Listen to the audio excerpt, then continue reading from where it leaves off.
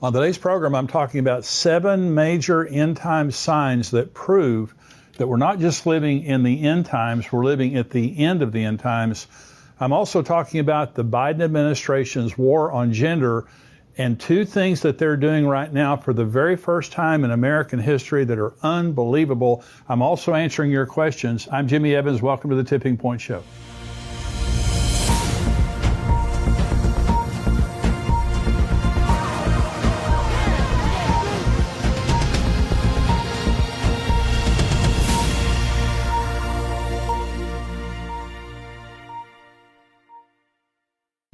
Welcome to the show today. I want to, first of all, just encourage you to subscribe to my channel if you're watching this on YouTube and like it. So the more you do that, the more people see this and the more people are able to get these messages and get the encouragement from them. But thank you for joining me today.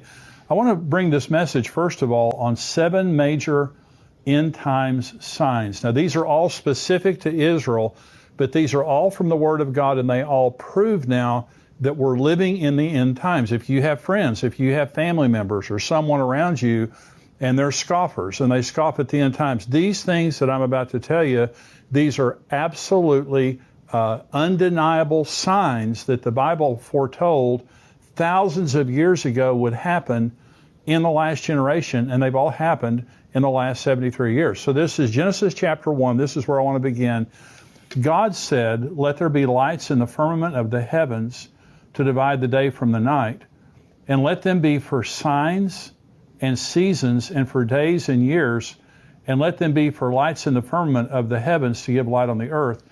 And it was so. So God created the lights in the heavens, and he said, let these be for signs and for seasons. Well, the word sign in the Hebrew is the word oath, and it means a signal, a banner, something that's showing you, like a sign on the highway. You're going down the highway, and the signs on the highway tell you where you're going and how far away you are. That's exactly what signs do related to the end times. The word season is the Hebrew word moed. It means feast, like the Feast of Israel. It also means an appointed time or a sacred season. So God is telling us now in the stars, from the very beginning in Genesis 1, when God created the heavens and the lights in the firmament, he said, I'm doing this to show the people on the earth signs and also special seasons, sacred seasons, the Feast of Israel. So understand this, from the very beginning, God established a universal method of communicating to mankind about important things that were happening and would happen in history, especially regarding Israel. And understand this, these are universal. So when Jesus was born the first time, when he came to the earth the first time, there was a star that led the wise men to Bethlehem. Now it was there for all the world to see. I mean, it wasn't just there for the wise men. Everybody could see it. But people didn't care, or they weren't watching for it. And so the entire earth is being warned by God right now in this generation from signs in the sun, moon, and stars. This is Jesus in Luke 21 regarding the end times. There will be signs in the sun, in the moon, and in the stars, and on the earth distress of nations with perplexity, the sea and the waves roaring, men's hearts failing them from fear, and the expectation of those things which are coming on the earth, for the powers of the heavens will be shaken. There will be signs in the sun, moon, and stars. Jesus is talking about the end times. That's the context of Luke chapter 21. There's going to be signs. I'm going to be showing you things in the sun, the moon, and the stars. They're going to be pointing to my soon return. I'm going to be showing you signs. Well, the question is, have there been signs? The first 2 major end time signs I want to talk to you about are absolutely incredible things that have happened in the sun, moon, and stars in the last 73 years. Okay, remember, this is Joel now, that there's going to be signs in the sun, moon, and stars. This is Joel chapter 2, talking about the end. It says, I will show wonders in the heavens and in the earth, blood and fire and pillars of smoke. The sun shall be turned into darkness, that is a solar eclipse, and the moon into blood before the coming of the great and awesome day of the Lord. Well, the coming of the great and awesome day of the Lord is the return of Jesus, the second coming of Jesus and the rapture. And so before that day comes, Joel says, and by the way, This is what Peter quoted in Acts chapter 2, okay, about the end times. So there's going to be blood moons and there's going to be solar eclipses, okay, in a special way. God is going to show us signs in the heavens that are revealing to us something special is happening. The question is, has it happened? Well, I want to talk about two phenomenal end time signs that have happened in the heavens that had to be God. The first are the blood moons. I don't know if you've heard about the establishment of blood moons, but by the way, a lunar eclipse is a blood moon. When the Earth gets between the sun and the moon turns red. It's a blood moon. And so this is what Joel was talking about. Well, there have been 3 sets of tetrads. Now, a tetrad is a set of 4 lunar eclipses that happen back to back in 2 years on Jewish holy days. This would be on Passover. You see the graphic there right now on your screen. Now, these are the tetrad that happened in 2014, 2015. And so on Sukkot of 2014 and 15, you had a blood moon. And then, on Passover, you had a blood moon. Then on Sukkot, you had another blood moon, back to back. This is 4 lunar eclipses, blood moons, that happened over a 2-year period of time, all on Jewish holy days. Now, that happened in 1949 and 50. Remember, Israel became a nation in 1948, and the tetrad of blood moons, like you just saw there, happened in 1949 and 1950, all on Jewish holy days. Then in 1967, the Six-Day War was fought, and Jerusalem was unified. This is what Jesus prophesied in Luke 21, that they would be scattered, and then Jerusalem be trodden underfoot by Gentiles until the times the Gentiles were fulfilled. That was fulfilled in 1967, and in 1967 and 1968, there were 4 blood moons, all on Jewish holy days. Israel becomes a nation, blood moons. The city of Jerusalem is unified, blood moons. Then in 2014 and 2015, there are 4 more blood moons, the ones you just saw, plus there was a solar eclipse in 2014 on the first day of Israel's religious calendar, and there was a partial solar eclipse on the Feast of Trumpets, okay, during the tetrads. Okay, so what is the significance of those blood moons? Well, here's what I believe. In the ones in 1949 and 1950, that was the Holy Land. The Holy Land was given back to Israel. In 1967, 1968, it was the Holy City of Jerusalem, had come back under control of Jerusalem for the first time in 2,000 years. But in 2014 and 15, a lot of people are saying, what's the significance of that? It's the Holy Temple. The activity around the temple picked up huge around 2014, 2015. And by the way, right now, the Sanhedrin is creating the anointing oil to anoint the Messiah when he comes. Everything is ready for the temple. They have all the artifacts ready for the temple, all the temple vessels. They're training priests down in the valley of Jericho. They're training priests. And so they're ready to rebuild. And this is something, and by the way, the Jews for the first time in 2,000 years are praying, legally praying on the Temple Mount and gathering there, sometimes by the hundreds or thousands. It's an amazing thing that's happened, and it started around 2014, 2015, and I believe soon we will see the rebuilding of the temple. That is a major, major end-time sign that is in the heavens. It's undeniable. You can look that up on NASA. You can look it up on different types of astronomy programs. The blood moons are real, and they haven't happened. These kinds of things don't happen now for hundreds of years at a time. So these are not regular phenomenon. A lunar eclipse is, but not a tetrad on Jewish holy days. The second major end-time sign related to the sun, moon, and stars is the Revelation 12 sign that happened on September the 23rd, 2017. Now, what I'm about to say to you is the second most important thing that has happened in my lifetime regarding the end times. Now, I was born in 1953, so I wasn't around when Israel became a nation. But I was around in 1967 when Jerusalem was reunified. That's the most important thing that's happened prophetically in my lifetime. The second most important thing was the Revelation 12 sign on September 23rd, 2017. Here's the Revelation 12 sign. This is Revelation 12 describing now an end times astronomical sign that's going to happen. You see a graphic there on your screen. This is Revelation 12. Let me read the scripture, then I'll explain the graphic to you. A great sign appeared in heaven, a woman clothed with the sun, with the moon under her feet, and on her head a garland of 12 stars. Then being with child, she cried out in labor and in pain to give birth. And another sign appeared in heaven. Behold, a great fiery red dragon, having 7 heads and 10 horns, and 7 diadems on his heads. His tail drew a third of the stars of heaven and threw them to the earth. And the dragon stood before the woman who was ready to give birth to devour her child as soon as it was born. She bore a male child who is to rule all nations with a rod of iron. And her child was caught up to God in his throne. Then the woman fled into the wilderness, where she has prepared a place by God, that they should feed her there 1,260 days. Now, this was literally fulfilled. Now, there is a prophetic fulfillment here related to Israel, but you see on the screen there, you see this graphic. Let me explain it to you. So on September 23rd, 2017, the constellation Leo was above the head of the constellation Virgo. Of course, Virgo is the Virgin, Leo is the Lion. And so the Virgin is Mary, and of course, Leo is Jesus. But Leo has 9 stars. Remember, it says that there was a garland of 9 stars over her head. Well, the Leo has 9 major stars that make up the outline.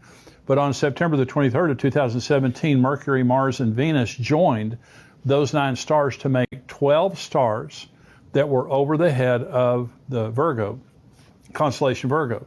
And then the sun, you'll notice on that graphic there, the sun was over Virgo's shoulder, the Virgin's shoulder. In other words, she was clothed with the sun, and the moon was under her feet. You can see it right there. Then Jupiter, which is called the king planet, which the Jews associate with the Messiah. Now, this is extraordinary. The Jupiter entered the womb of Virgo on November the 20th of 2016 and retrograded, which means it stayed in the same place. It looked like it was staying in the same place. It retrograded from February to July, then exited the womb on September the 9th, 2017. It was inside the womb exactly 41 weeks, which is the time of human gestation. And then it came out. It came out between the legs of Virgo. It exited the legs of Virgo. And by the way, it says that the male child was caught up. That's raptured, harpazo. And this is the next graphic here. You'll see now that between the legs of Virgo, there was a red, creepy object. I mean, this is, it's incredible. This is between her legs, and it was redacted by NASA and also by Google Sky. And you say, why? Redacted means they put a little black box over it to block it out from being there. And you can see it if you look carefully between the legs of Virgo there. You'll see that little black box. You'll also see this is the actual image that they're blocking out there. It is this creepy red, it's infrared, creepy red creature that looks like a dragon with 12 heads and all that kind of stuff like that. This actually happened on September 23rd, 2017. And so I'm saying to you, this is absolutely amazing. When Jesus said there will be signs in the sun, moon, and stars, you can check that box. 2 major end-time signs have appeared in the heavens. By the way, there's a software program called Stellarium, and this is where some of those pictures come from. By the way, that one of those charts there was a Louis Vega chart. He does phenomenal charts there. But I'm saying to you, you can look this stuff up. God created in Genesis chapter 1 universal signs that the whole world could see. Well, like Jesus came the first time, people didn't care. They weren't paying attention. But Jesus Christ came, and the nation missed it by and large. But there were watchers. There were people watching. The world right now, most people could care less. But you're watching this because you care. And I'm saying in the last 73 years, if we are the last generation, okay, and Psalm 90 says, the days of a man's life are 70 years, or if by reason of strength, they're 80 years. We're 73 years into since Israel was regathered. Let me go very quickly through the next 5 signs. The number 3, this is the number 3 major sign, is the sign of Israel's rebirth for the second time. This is Isaiah 11. It shall come to pass in that day that the Lord shall set his hand again the second time to recover the remnant of the people who are left from Assyria and Egypt, from Pathros and Cush, from Elam and Shinar, from Hamath and the islands of the sea. He will set up a banner for the nations and will assemble the outcast of Israel and gather together the dispersed of Judah from the four corners of the earth. Now, remember, the first time that God regathered Israel was from Babylon. He didn't gather them from the four corners of the earth. It was just from Babylon.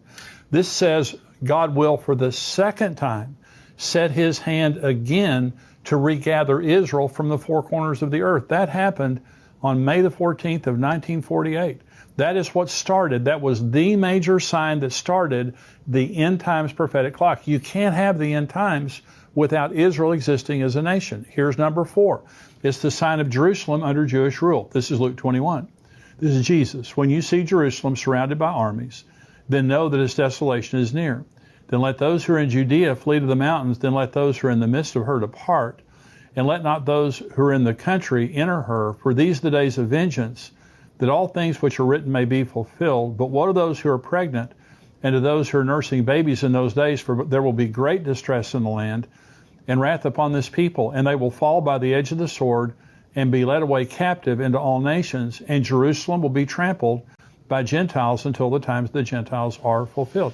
Now, Jesus prophesied that 40 years before it came to pass. By the way, Daniel also, in Daniel 9, prophesied exactly the same thing, that the Jerusalem would be destroyed. But Jesus also says Jerusalem will be trodden underfoot by the Gentiles until the times the Gentiles are fulfilled. So the Roman general Titus came, he killed over 1 million Jews, he destroyed the city of Jerusalem, he destroyed the sanctuary, he took the rest of the Jews captive and led them back to Rome, scattered them around the world, just like the Bible says they would.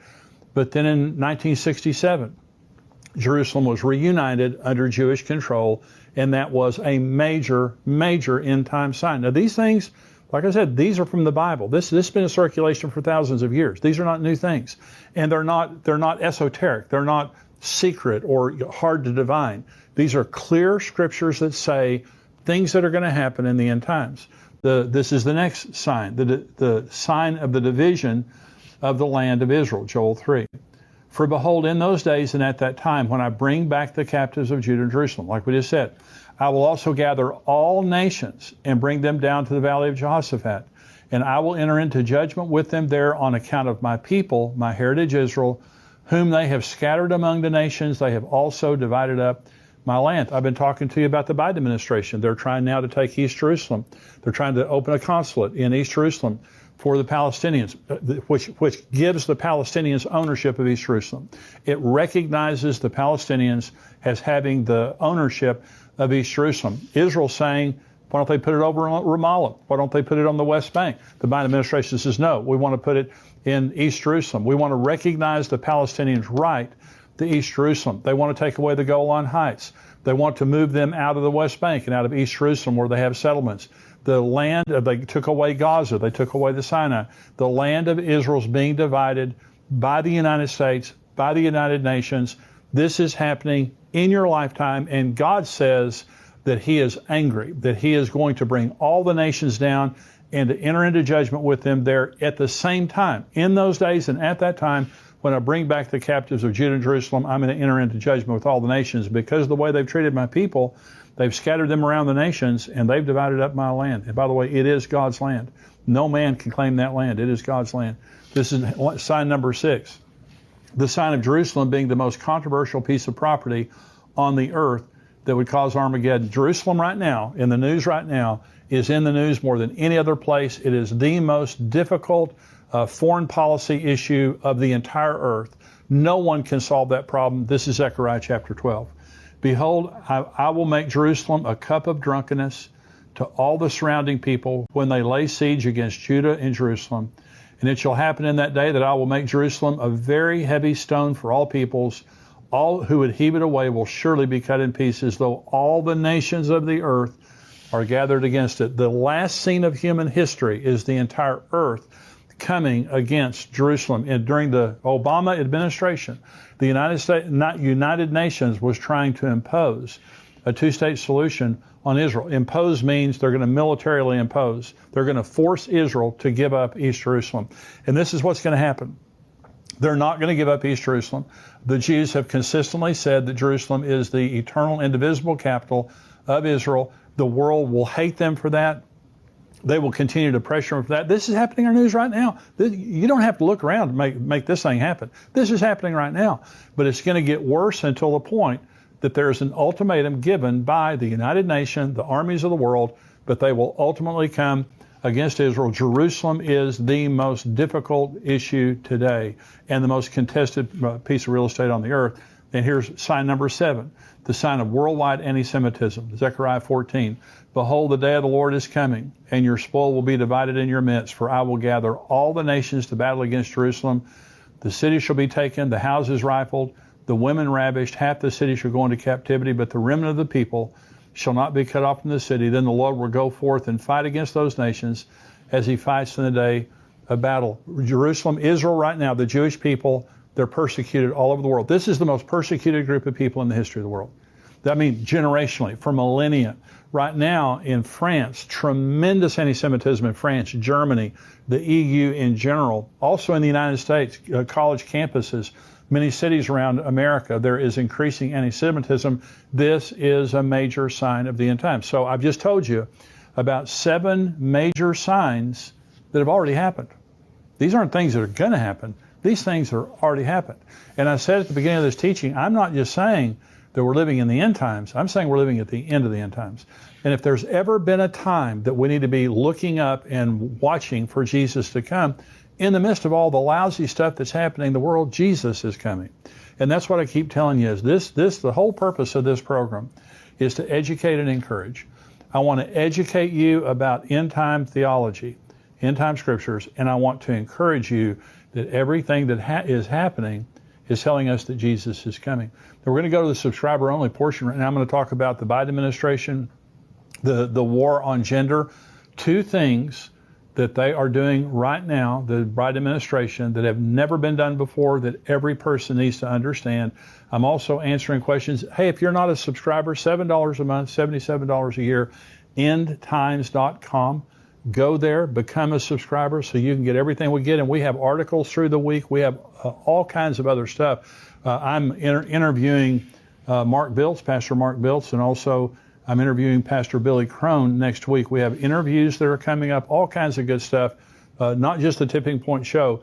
I want you to be able to get all of it. $7 a month, $77 a year. If you are a subscriber to endtimes.com, you can't watch the full version here on YouTube. You've got to go over to endtimes.com.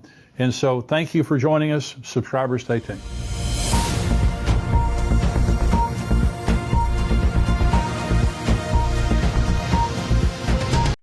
Whoa, whoa, whoa, whoa. I was chasing distant skylines, running far from where you stood, thinking if I had it all then maybe life would feel like it should. Every road kept pulling forward, every dream was somewhere new, but I never saw the pieces were all leading back to you. I tried to hold the whole wide world, every star, every view, but every piece I ever found was just another part of you. Every step, every mile, every dream I thought I knew led me back to where you are. My whole world was you. All the things I thought I needed started fading one by one, when I saw that all my reasons ended where we'd begun. I try to hold the whole wide world, every star, every view, but every piece I ever found was just another part of you. Every step, every mile, every dream I thought I knew led me back to where you are. My whole world was you. If I had just turned around sooner, I would have seen it clear. Everything I ever searched for was already right here. I don't need the whole wide world, I don't need a sky so blue. Every piece of life I want is already in you. Every road now feels like home. Every dream has come in view. I was lost until I found my home.